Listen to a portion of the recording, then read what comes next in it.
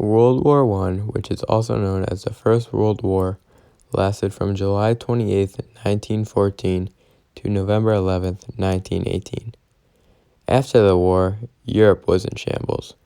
Over 9 million troops across the continent died in combat. This put a negative wave of emotions and a negative mindset over many people across the continent of Europe. After World War I, there were many different agreements or treaties that were put forth in hopes of bringing peace across the world. One of the most notable treaties was the Treaty of Versailles. This agreement was in hopes going to establish a plan or blueprint for the post-war world. Instead, this treaty forced Germany to return Alsace and Lorraine to France, give up territory to Belgium, Czechoslovakia, and Poland, along with paying heavy reparations after the war. In the year of 1934, Adolf Hitler came to power in Germany. Immediately, his government stopped paying for these reparations, which ultimately proved that the Treaty of Versailles was ineffective. Set up by the Treaty of Versailles, the League of Nations, which was created to maintain world peace, ultimately failed.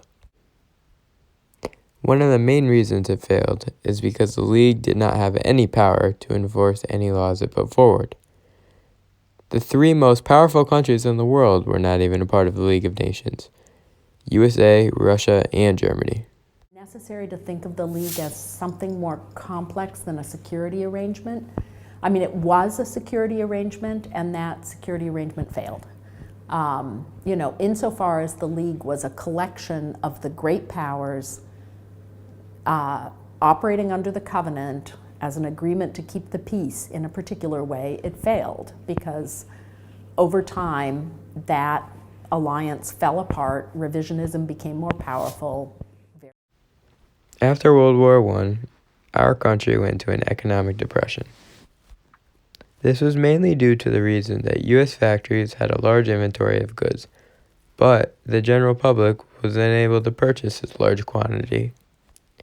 Because of this, unemployment rates skyrocketed, and any American who did keep their job experienced low or stagnant wages. On another note, the Dawes Plan that was created in 1887 was put forth by President Grover Cleveland. This gave the president the power to confiscate and redistribute tribal lands in Western America. Cleveland believed these Indians were un-American, and the only way to become American is by disowning their own traditions and beliefs. The Dawes Act itself is not considered a success, either by Native Americans or the government. In fact, it turned out to be more or less a disaster because of poor administration, because of corruption. In many cases, these Indian peoples were given the worst of the land. Many refused to cooperate, signing up on the rolls. They wanted to hold on this land, of course, communally. They wanted to keep it in the way that they always had. They considered this a collective possession of them as a people, not to be divvied up, not to be divided up and given to individuals. And so they simply refused to cooperate. That meant that if they were not on the rolls, they didn't get any land. The land was still divided and given away. They were now just out of it, at a loss. The Smoot-Hawley Act, also known as the Tariff Act of 1930, increased around 900 tariffs by an average of 40 to 48%. Originally, its goal was to support U.S. farmers who had been hit hard by the Depression. Instead, it raised food prices and also forced other countries to introduce their own tariffs. Ultimately, our whole world suffered, as the global trade went down 65%. Slid into depression. The Smoot-Hawley Tariff Act was one of many policies adopted by President Herbert Hoover. The sharp negative effects that followed came as a shock to the bill's sponsors. It was passed towards the beginning of the Depression, and its proponents, Smoot and Hawley, said it would actually help mitigate unemployment and revive the economy. And of course, the economy just got much worse. Partly that is due to Smoot-Hawley itself. A lot of countries retaliated against the U.S. So that meant U.S. exports fell just as much as U.S. imports did. In fact, exports fell even faster than U.S. imports. So it really added to the contractionary impact on the U.S. And it bred a lot of ill will against the United States.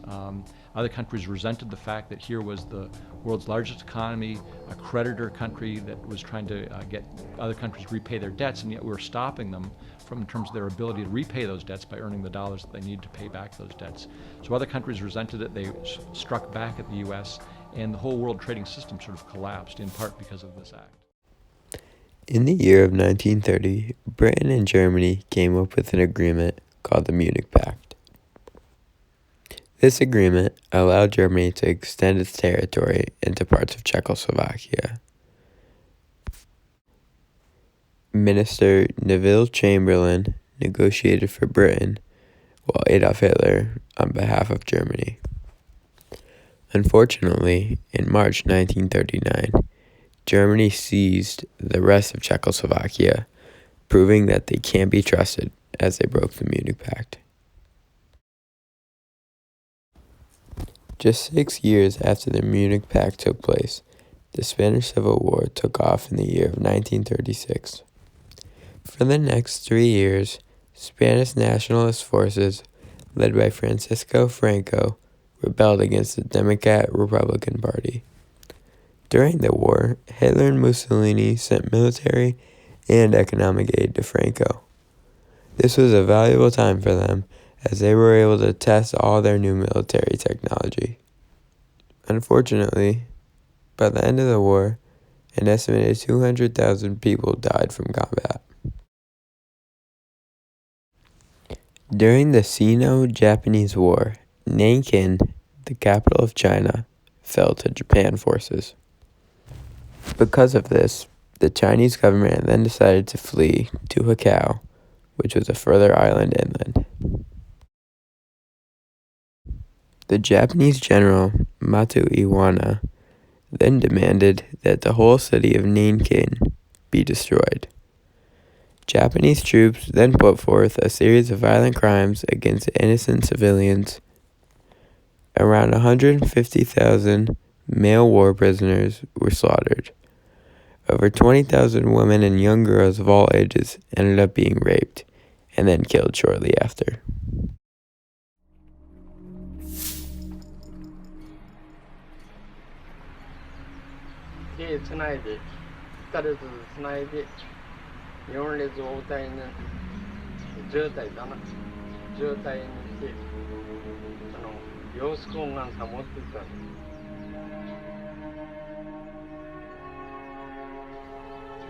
맞짱 리포티 의술 신하녀 맞짱 맞짱 허드가지 의술다 티시밭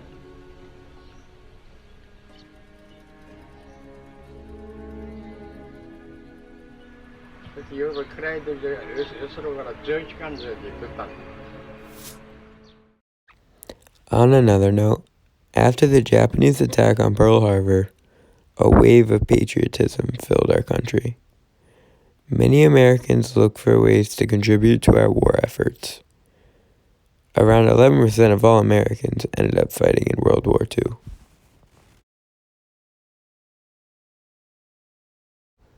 Led by the Pittsburgh Courier newspaper, the Double V campaign was an African-American based plan. Double V, meaning double victory, explains that two objectives of this plan were to win our war overseas, while also limiting the segregation that was taking place in our home.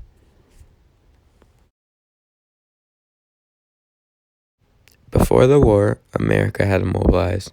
They focused on producing massive amounts of war products needed to fight in a war. Ultimately, this supplied more jobs in factories, as many of these spots needed to be filled. The WPB, or the Work Production Board, was a government agency that supervised war production during World War II.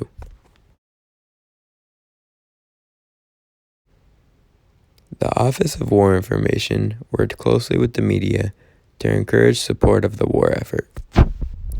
This program attempted to downplay the problems in our country, such as racial tensions, poverty, and crime, while also trying to spotlight our common needs.